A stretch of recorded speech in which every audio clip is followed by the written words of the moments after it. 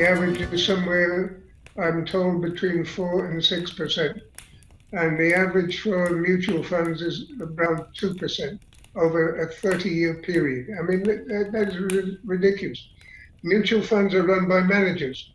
And for a long time, I thought, well, people like me who, were in the early days knew no more than anybody else.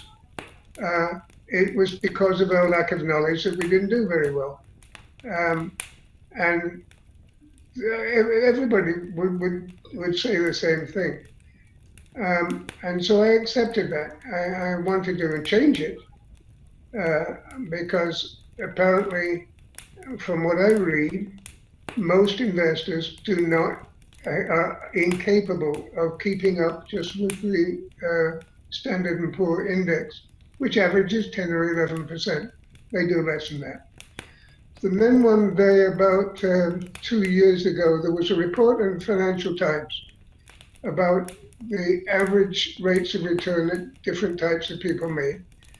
And the best return was by pension fund managers, as you would expect, because they are very well trained. They have to be. Only the problem was their average was 8.5%. And the average for the S&P 500, which is just like a telephone book, it's an index, that's all it is, was just under 11%. Now, you expect a pension fund manager to avoid the down markets. The 11% of the S&P was including the down market. So I couldn't make sense of that. Why was it that somebody so well trained couldn't do better than the S&P 500? And it dawned on me, if I offer you 3 shares and you know the name of one of them, let's say it is Bank of America, BAC. That's one you recognize. And there are 2 other shares you've never heard of. You don't know what the company does or anything about it. The odds are you're going to choose the Bank of America stock because, hey, you know the name, therefore it must be a good stock. The others must be terrible because you don't know the name, or they might be terrible. Well, there's where the problem is. You see, when I had to set up something that was going to work for our clients, I couldn't say to them, buy 3,000 stocks and you will be able to have the same return that our system makes. Can't do that.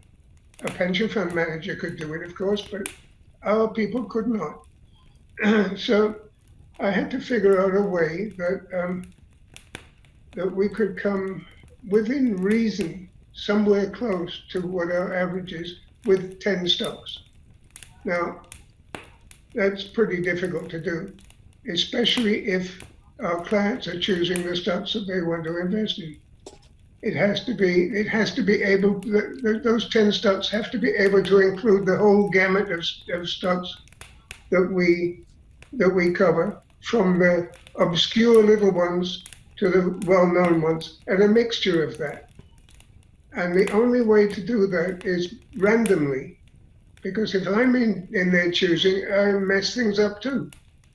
Any human being, because of their competitiveness, their fear, their greed, all of those emotional things will mess up a selection of stocks. And that we've proved time and time again over the last, couple of years with the programming. We know that this is true. And there's no doubt about that. And that's why a pension fund manager only gets 8.5% loan to. Now, it sounds crazy if I say to you, I want you to know nothing about any of the stocks that you choose.